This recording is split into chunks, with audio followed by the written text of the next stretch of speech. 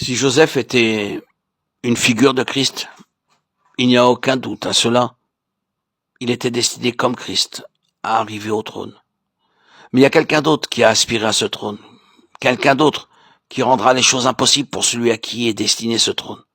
Quelqu'un d'autre qui ne s'arrêtera à rien pour faire de la vie de ceux qui sont appelés à ce trône une vie de souffrance, d'agonie. Je pense que aux aguets dans l'ombre, derrière toute cette scène, se tenait toujours quelqu'un qui voyait de loin celui qui illustrait Joseph, celui qu'il préfigurait. Je pense que Satan sait toujours et partout discerner Christ, même dans une ombre, dans une figure. Et Joseph était une figure et une ombre par laquelle Dieu déclarait que viendrait des plus certainement celui auquel était destiné le trône. Satan est opposé à cela, et il emploiera tous les moyens charnels pour le rendre impossible et l'empêcher. Il y avait près de Joseph des frères charnels, qui donnaient à Satan la base nécessaire pour lutter contre celui dont les yeux étaient tournés vers le trône. Ses aspirations étaient trop hautes pour Satan. Si l'Église a des aspirations semblables selon le dessein éternel de Dieu, l'Église aura à souffrir par la main de Satan, non seulement directement, mais de la part des chrétiens charnels. Le plus grand obstacle, l'entrave et la cause des souffrances pour ceux qui veulent avancer avec Dieu leur viendra de la part des chrétiens charnels. Nous souffrirons davantage de la part de l'Église professant que de celle du monde, si nous voulons marcher et avancer avec Dieu. C'est un chemin de souffrance, ce chemin qui mène au trône. Mais nous le voyons, Dieu avait sa place dans les souffrances de Joseph. Nous voyons la nécessité de la souffrance sous la main souveraine de Dieu, comme le chemin qui le préparait pour le trône.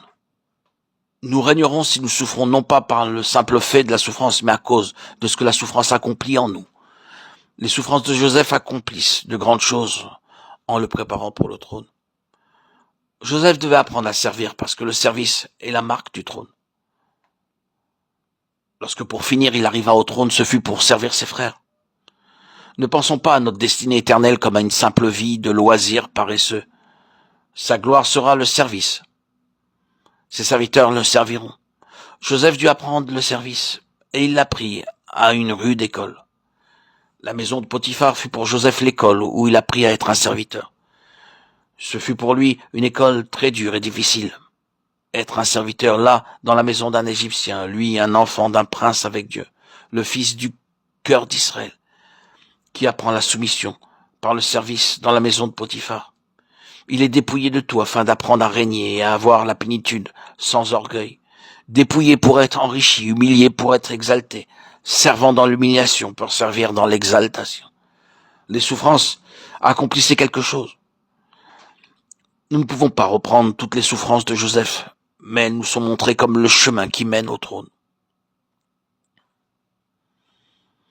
Joseph représente donc la vraie Église spirituelle et sa destinée, qui est de régner avec Christ.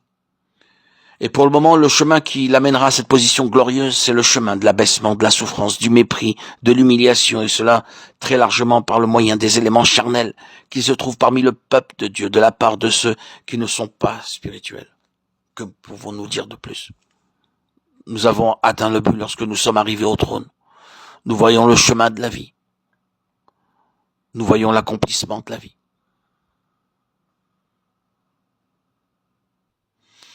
Je pense que la dernière chose à dire et à répéter en la soulignant, c'est simplement celle-ci. C'est qu'en premier lieu, nous devons être sûrs d'avoir reçu Christ comme la vie et notre vie. Le don de Dieu, c'est la vie éternelle en Jésus-Christ notre Seigneur. Romains 6, 23.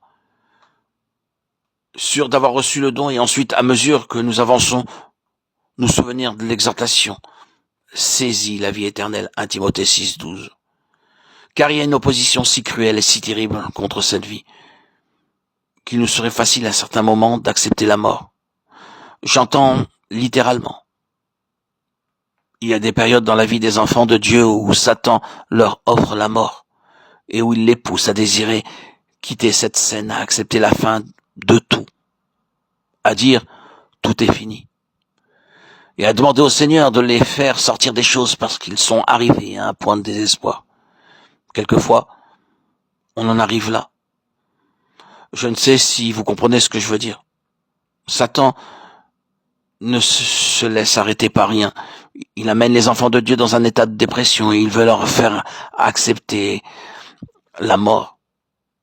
C'est ainsi que, toujours, à nouveau, nous avons à nous saisir de la vie par un acte de foi. Et lorsque nous avons cette attitude de vie, que nous saisissons de la vie, que nous répondons à la loi de la vie, que nous avançons dans ce qui est lié à cette vie nous portera à travers tous ces stages successifs de développement et de croissance. Cette vie même qui est en nous, c'est Christ en nous. Elle prouvera être non seulement l'espérance de la gloire, mais la réalisation de la gloire sur le trône. Il y a en vous et moi ce qui est destiné à nous amener au trône, si nous le lui permettons. Que le Seigneur nous apprenne à nous conformer à la loi de l'esprit de vie en Jésus-Christ. Amen. Alléluia. Gloire à Dieu au plus haut des cieux et paix sur la terre aux hommes qu'il aime. À toi, Seigneur, tout honneur et toute gloire pour les siècles des siècles.